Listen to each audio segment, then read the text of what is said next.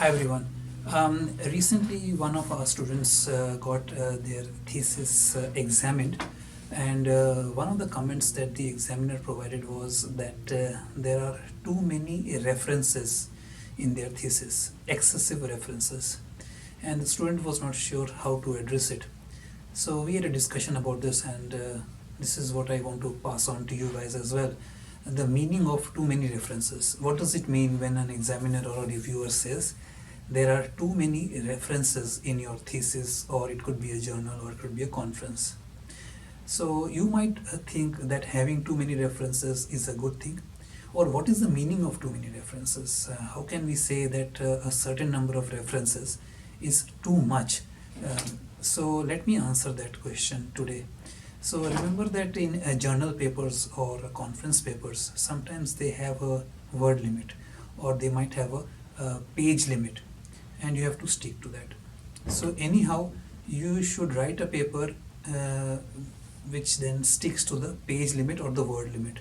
Especially, you should have some leeway in your hands as well. That means that once you submit your journal or conference paper for examination, once you get the reviewer's comment, you might have to add to it. You might have to add text to it.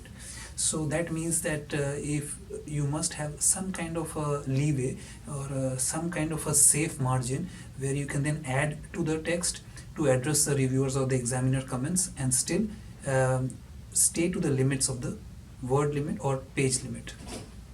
So firstly, having too many references may affect your word limit or page limit, and that will be uh, uh, something that the editor will point out.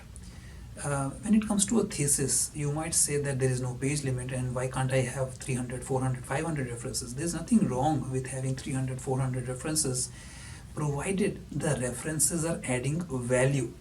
So sometimes people just add references to show that they have read all these papers, um, but ideally they are not adding value to the text.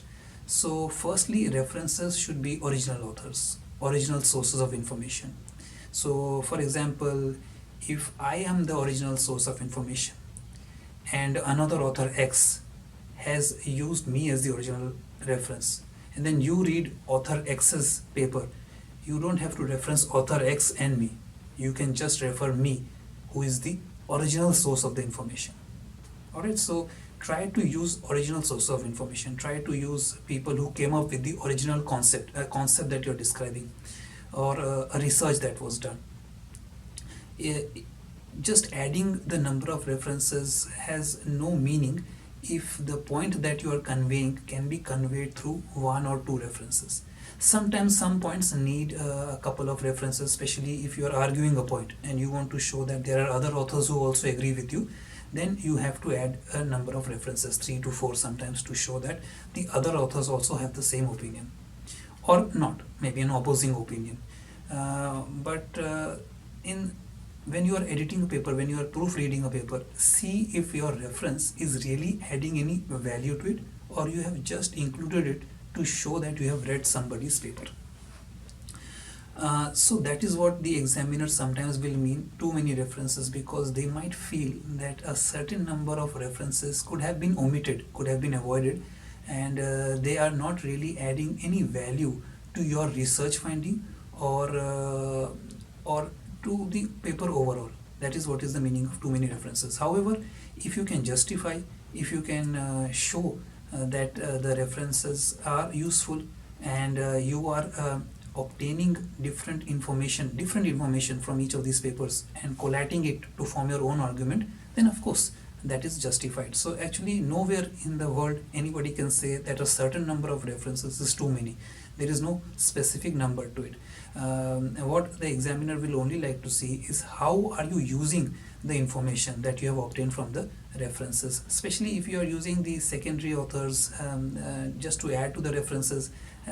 That is of no value. Use the original authors, use the original source of information, and then I don't want to repeat myself, but the point here is that see if you need that reference or not. Sometimes some information is just general knowledge, it is just common sense. You don't need to add a reference there just to show that you have read this person's paper. in the discussion section, in the conclusion section, in the abstract section, we try to avoid references as much as possible.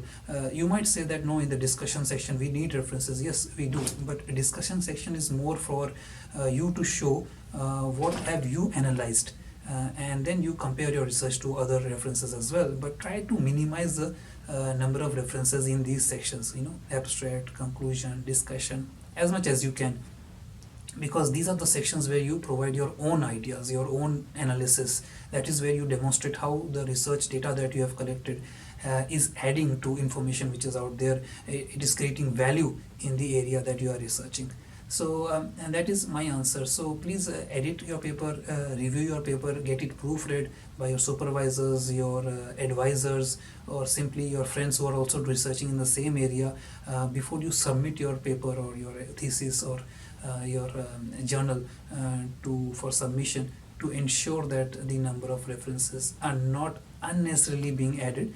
And if you want to show that you have read the major authors, even a couple of references from each of the major authors is good enough. You don't have to show that you have read all the 10 or 20 or 30 odd papers of the major author, because at the end of the day the major author is providing a couple of key ideas, and if you are just referencing 20-30 papers of the same author, then it is not showing any evidence of wide reading or any new ideas that are being incorporated. As long as you can show that you have read the major authors and you have read a couple of papers and of each of the major authors, and you are drawing from their research and creating your own ideas and integrating their ideas to form your own argument, that is the value of a reference. So I'll keep this video short, guys. Nobody likes to watch long videos, but let me know what you thought about this video, and I look forward to your comments and feedback. And if you want to add something to it, that will be great, in case you disagree or you agree with what I am saying here in the video. See you soon, and I'll see you soon with my next video. Bye.